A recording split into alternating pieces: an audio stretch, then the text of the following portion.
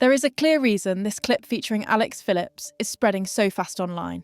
It is not because the message is gentle, neutral, or carefully shaped to avoid upsetting anyone.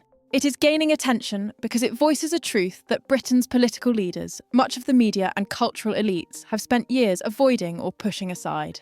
This is not a speech driven by hate or anger. It is a message about people being left behind. And once you listen to it, it becomes easy to see why so many feel disconnected. As though the country they once trusted no longer feels like it is theirs. Once upon a time, we respected the backbone of our society. Our brave men went to the trenches. They mended stuff and made stuff. They joined the army. They worked in mines. They manned production lines. They drove lorries. They didn't make much money, but they made enough. And they'd be the first to turn out to carry your bag, offer a pint, defend the nation. They knew your name. They helped you with stuff around the house, and they laughed the loudest, and they made the sort of jokes that were so close to the bone, our sides split. But we gave their jobs away. We cut the army. We never replaced heavy industry, and where there were still jobs, we gave them to other men from other countries because they cost less. So instead, we gave our men benefits. We took their dignity and their ability to provide for their families and replaced it with a handout. We robbed them of all opportunity and also robbed opportunity from their kids too. Their kids who now have kids of their own. We told them they can't make their jokes anymore, not even for light relief. We told them that everything they were once loved for, and indeed that they loved, was now considered thick, racist, and out of touch. Wake up, we yelled. Get with the programme. Get woke, you Neanderthal. You've had it your way for far too long and you messed it up. It's only right that you are now punished. Your relatives enslaved us. You're a patriarchal beast. You fragile, overprivileged moron. When they now turn on the television, they don't see people like them. The songs they once sang are now cancelled. Nobody like them writes songs anymore. Well, nobody that would get a recording contract.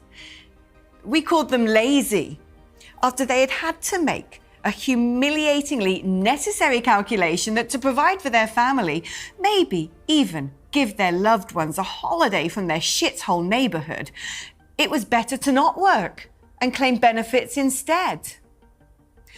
When they tried to tell us how much they were hurting, how they felt overlooked, using the only words that they had, we called them racist. They didn't get the latest memo from the overpaid London PR consultant about what language was acceptable and which viewpoint was allowed to be held, how to work the ever-changing system to fit in.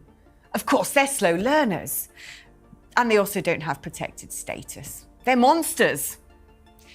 So they tried at the ballot box to change things.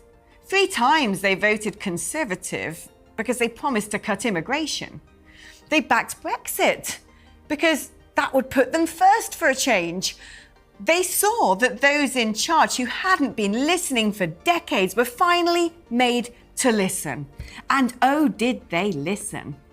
They then did everything in their power to bully and to shame, to silence the voices of those men, to frame them as a threat, to intimidate them and censor them. And so day after day, night after night, they watched their towns change irreparably. They watched people from other countries being given houses and doctor's appointments, so surely it must be their turn next. Surely. These other people were showered with the loving glow of just being wanted. Yes, wanted. But also actively cheered for. Refugees welcome. Black Lives Matter. Who are these people? They didn't get a chance to get to know them because those people didn't learn English. They couldn't find them at the pub, but it must be their fault because they didn't welcome them enough. They didn't understand them enough. That's right, it's because they must be racist. They then saw members of those communities complain still and witnessed superhuman efforts made by people in power to listen to them. And yet, some of them still riot when they don't get their own way. Some of them commit crimes, but when they do, it's not their fault. They just need to be better understood. Those people have been through things that none of us can relate to. They're disenfranchised. They have mental health issues. And it's probably your fault, you lazy, white racist. That, dear friends, that is the story of working class England. And I hope you enjoyed it. You know, some might call it a lived experience, but for those in it, it's an experience barely worth living. For a long time, we have been told that Britain's main problem is that certain groups have too much privilege. Alex Phillips challenges that idea completely, and that is exactly why her words land with such force. What she is talking about is not privilege at all. It is loss. She speaks about the men who were once the foundation of Britain. Men without fancy qualifications or comfortable office jobs, but men who built the country with their hands. They made things, repaired things, protected the nation, and held communities together. Miners, soldiers, factory workers, drivers. Men who never asked for praise, only respect and dignity. Over time, that dignity was quietly taken from them. Whole industries were closed. The armed forces were reduced. Factories vanished. Instead of creating new work to replace what was lost, the system brought in cheaper labour and told its own people to retrain or step aside. When many could not adapt, they were not supported in rebuilding their lives. They were pushed onto benefits and then ridiculed for relying on them. This is the part many prefer to ignore, because when you take away a man's ability to provide, when pride is replaced with forms, rules and handouts, the damage goes far beyond money. You break identity. You drain purpose from families. You lock entire generations into struggle. When these people tried to speak, they were shut down.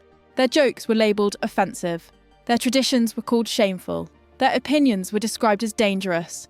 Qualities they were once respected for were suddenly dismissed as outdated, stupid, or racist. No one taught them how to speak the right way.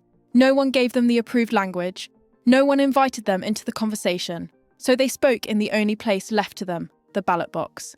They voted Conservative. They supported Brexit. Not because they were hateful or malicious, but because for the first time in years, someone at least acted as though they were listening. And what came after that? They were attacked and blamed. Their votes were described as a danger to democracy. Their worries were brushed off as prejudice. Their anger was treated like a personal defect instead of a real response to what had happened to them. Alex Phillips also highlights a double standard that few are willing to admit is real. Some groups are actively encouraged to share their lived experiences. They are listened to, given funding, offered platforms, and protected. When unrest happens, it is explained away. Crime is put into context. Failure is excused as the result of trauma or hardship. But when working-class England is struggling, the message is very different. They are told it is their own fault. They switch on the television and rarely see people like themselves. They walk through towns that feel unfamiliar and unrecognisable. They are told to welcome constant change while receiving nothing in return. And when they finally ask, "What about us?" they are labelled as villains. That is why this speech matters. You do not need to agree with every line to understand the truth at its heart. A nation that refuses to recognise the pain of its own people will sooner or later lose them. Alex Phillips is not offering a comforting story. She is telling one that many would rather avoid.